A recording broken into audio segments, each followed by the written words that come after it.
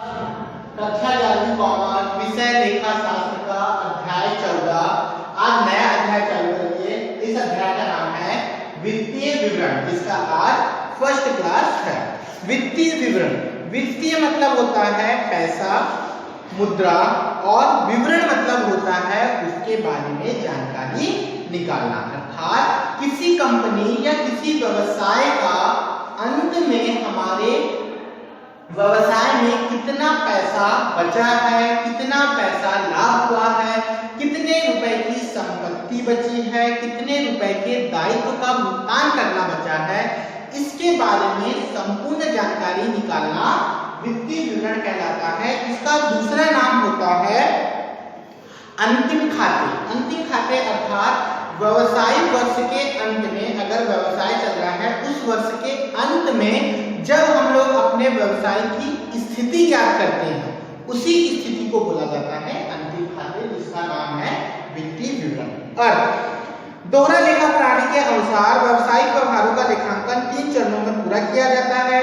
प्रथम चरण व्यवहारों के प्रारंभिक लेखे, द्वितीय चरण व्यवहारों का विश्लेषण अर्थात खाता बही, और तृतीय चरण सारांश तैयार करने संबंधी कार्य होते हैं। ये तो आप पढ़ चुके हो।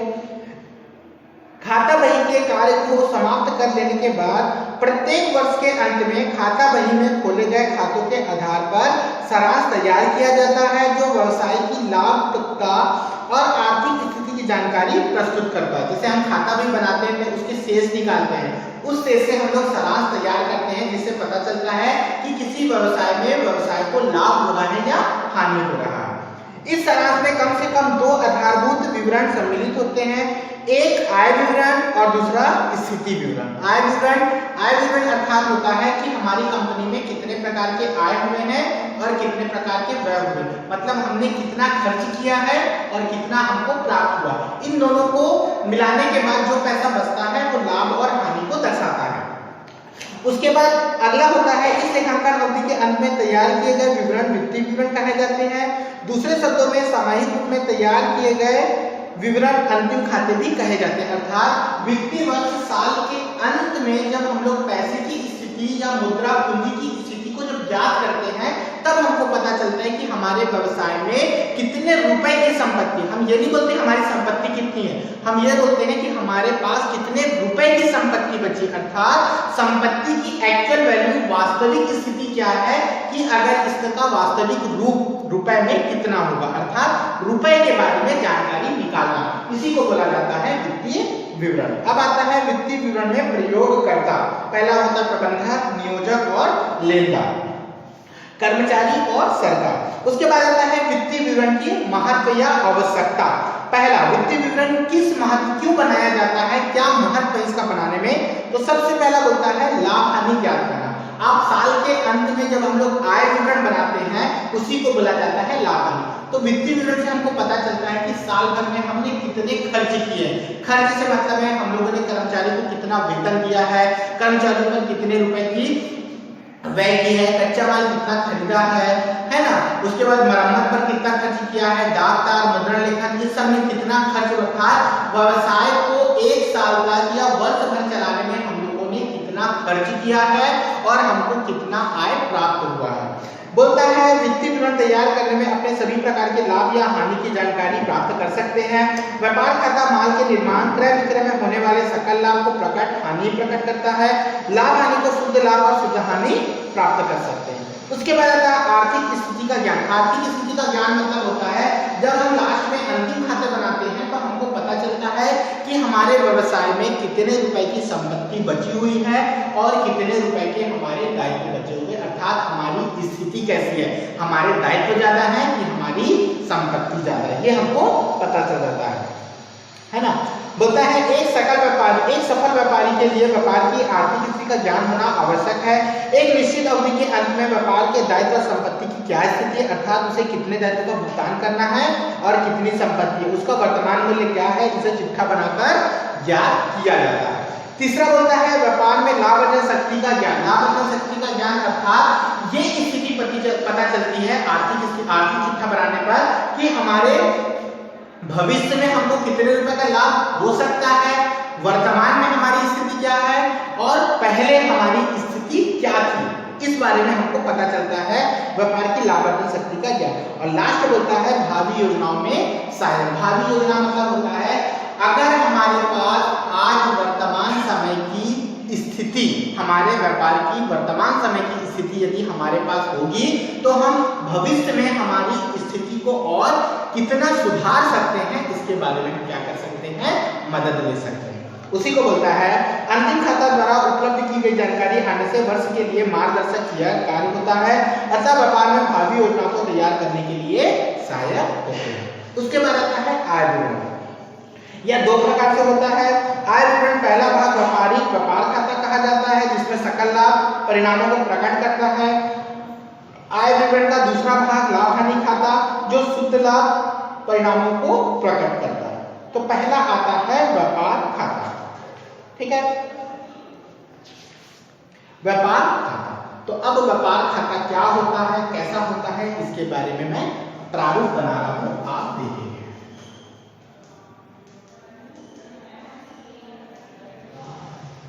ठीक, ये क्या है, प्रारूप। जब भी हम लोग अंतिम खाता या वित्तीय विवरण बनाएंगे तो सबसे पहला खाता बनता है हमारा व्यापार खाता।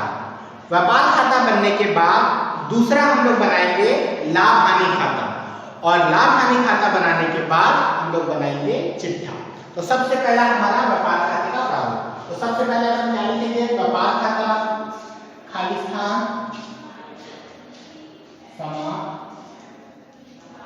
वर्ष के लिए, ठीक।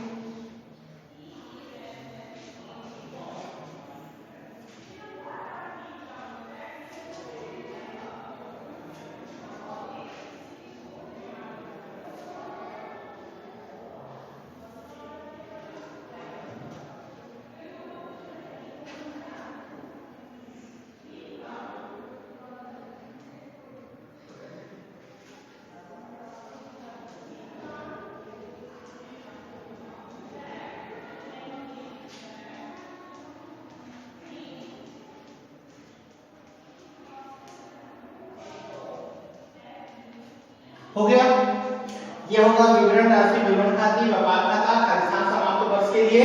ये आप लोगों को डेट देगा, उस डेट को लिखते हैं, डेबिट क्रेडिट, नाम जमा, विवरण राशि, विवरण राशि करके कॉलम। इसमें डेबिट तरफ में, क्रेडिट तरफ। अब डेबिट तरफ में क्या क्या आता है, क्रेडिट तरफ में क्या क्या आता है, उसको देखेंगे। तो सबसे पहले हम लोग व्यापार खाता होता क्या है उसको समझ लेते हैं। तो व्यापार खाता वह होता है क्रय विक्रय कहा जाता है। इसमें व्यापार खाते में केवल हम क्रय विक्रय का सौदा लिखते हैं और माल से प्रत्यक्ष संबंधित व्यय को दर्शाया जाता है, अर्थात व्यापार के सकल लाभ एवं सकल हानि ज्ञात करने के लिए बनाया गया खाता क्या कहलाता है, व्यापार खाता कहलाता है, ठीक है। व्यापार के सकल लाभ एवं सकल हानि ज्ञात करने के लिए बनाया गया खाता व्यापार खाता कहलाता है, जिसमें माल से संबंधित तथा माल पर किए गए प्रत्यक्ष व्यय को शामिल किया जाता है, ठीक। तो इसका प्रारूप है। तो प्रारूप में सबसे पहले क्या क्या आता है उसको देखो। डेबिट तरफ में सबसे पहले आता है प्रारंभिक स्टॉक, अगर दिया होगा उसको लिख लेंगे। दूसरा आता है क्रय, क्रय को अंदर लिखेंगे, उसमें से क्रय वापसी माइनस करने के बाद बाहर लिखेंगे। हो गया ये दो चीज। इस तरफ में आ जाओ, विक्रय, इसमें से माइनस करेंगे विक्रय वापसी, अगर दिया होगा उसको माइनस करके बाहर लिखेंगे। और हम लोग जो व्यापार खाता बनाएंगे ये तलपट को देखकर बनाएंगे या जो हमारे पास आंकड़े उपलब्ध होंगे, जो हमको जानकारी दी होगी उसके आधार पर बनाएंगे। सबसे पहला प्रारंभिक स्टॉक क्वेश्चन में देगा, क्रय वापसी दोनों को माइनस कर देंगे, क्रय में से क्रय वापसी को बाहर लिखेंगे, इधर लिखेंगे विक्रय, विक्रय में से वापसी को माइनस कर देंगे। हो गया। बढ़ने के बाद नीचे तलपट के बाहर एक दिया होगा अंतिम खाता, उसको लिखेंगे यहां पर अंतिम खाता, ठीक। और उसके अमाउंट को यहां लिखेंगे, ठीक। लिख दिए, 4 चीज आ गया, 2 इधर 2 इधर, ये आपको मिल जाएगा। उसके बाद यहां से जो लिखेंगे वो केवल प्रत्यक्ष व्यय होगा। प्रत्यक्ष व्यय मतलब होता है ऐसा व्यय जो केवल माल पर किया गया हो, ठीक है। या ऐसा बोल सकते हो माल खरीदने से लेकर माल को गोदाम तक लाने में जितने भी व्यय किए हैं वो सब प्रत्यक्ष व्यय के अंतर्गत आते हैं। अब माल खरीदने से लेकर गोदाम तक लाने में, तो माल खरीदने से लेकर गोदाम तक लाने में कौन कौन सा व्यय होता है, तो देखिए सबसे पहला होता है मजदूरी,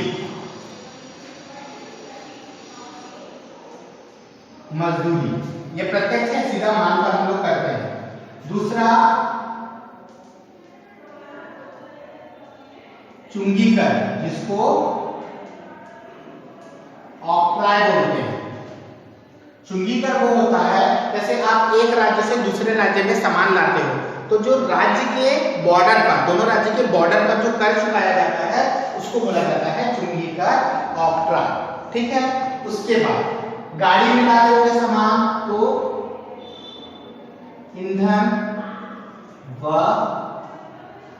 शक्ति, ठीक है। उसके बाद उत्पादन व्यय, है ना,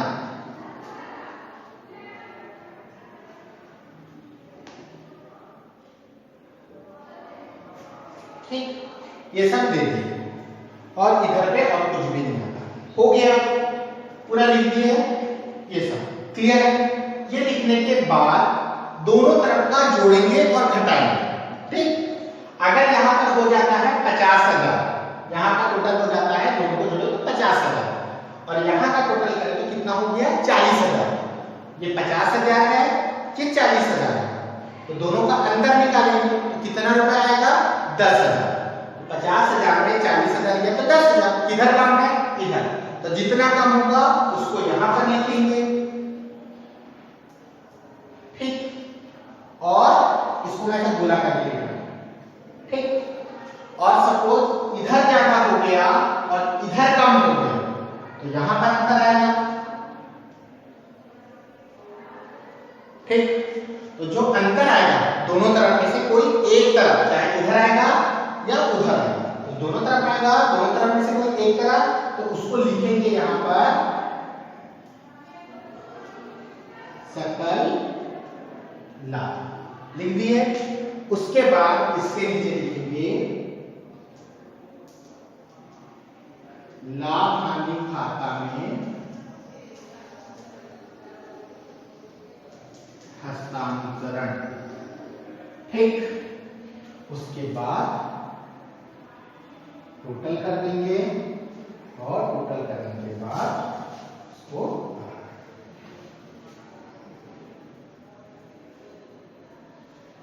ठीक। अगर इधर आ गया सकल लाभ तो उधर कुछ नहीं आएगा। अगर यहाँ का टोटल ज्यादा हो गया, यहाँ कम हो गया, तो यहाँ पर भी आएगा, तो यहाँ लिखेंगे सकल हानि, और इसके नीचे भी लिखेंगे लाभ हानि खाता में हस्तांतरण, क्लियर। ये प्रारूप को ऐसे ही याद करेंगे, इसके अलावा बाहर कुछ भी नहीं आता, यही चीज आता है, क्लियर। अब एक क्वेश्चन बना के देखते हैं इससे संबंधित, ठीक है। तो निकालिए बैक क्वेश्चन आपका पहला,